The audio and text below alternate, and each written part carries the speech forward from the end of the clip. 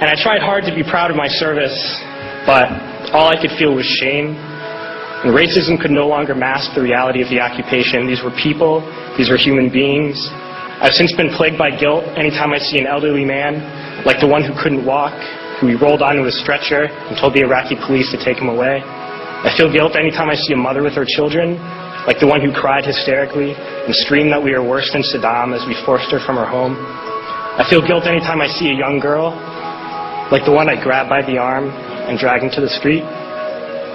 We were told we were fighting terrorists. The real terrorist was me, and the real terrorism is this occupation. Racism within the military has long been an important tool to justify the destruction and occupation of another country. It has long been used to justify the killing, subjugation, and torture of another people. Racism is a vital weapon employed by this government. It is a more important weapon than a rifle, a tank, a bomber, or a battleship.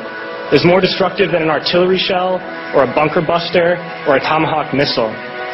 While all those weapons are created and owned by this government, they are harmless without people willing to use them. Those who send us to war do not have to pull a trigger or lob a mortar round. They do not have to fight the war, they merely have to sell the war. They need a public who is willing to send their soldiers into harm's way. They need soldiers who are willing to kill and be killed without question. They can spend millions on a single bomb, but that bomb only becomes a weapon when the ranks in the military are willing to follow orders to use it.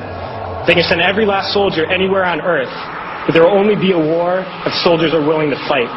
And the ruling class, the billionaires who profit from human suffering, care only about expanding their wealth, controlling the world economy.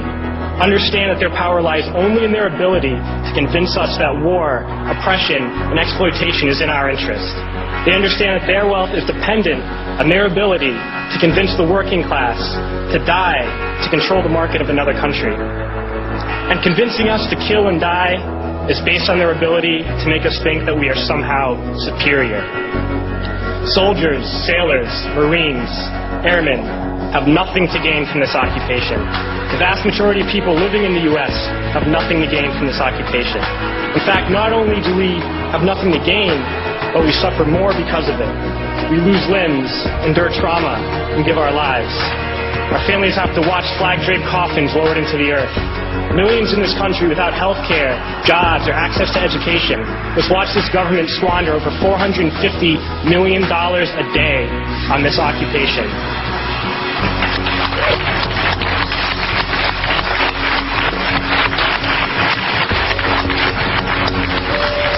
Poor and working people in this country are sent to kill poor and working people in another country to make the rich richer. And without racism, soldiers would realize that they have more in common with the Iraqi people than they do with the billionaires who send us to war.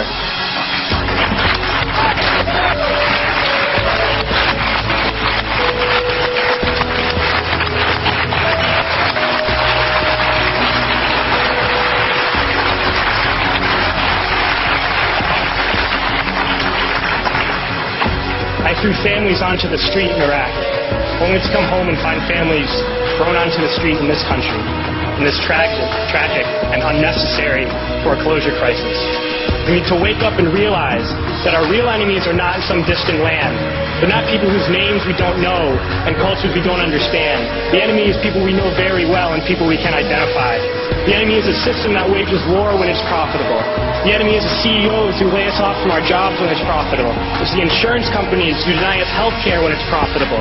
It's the banks who take away our homes when it's profitable.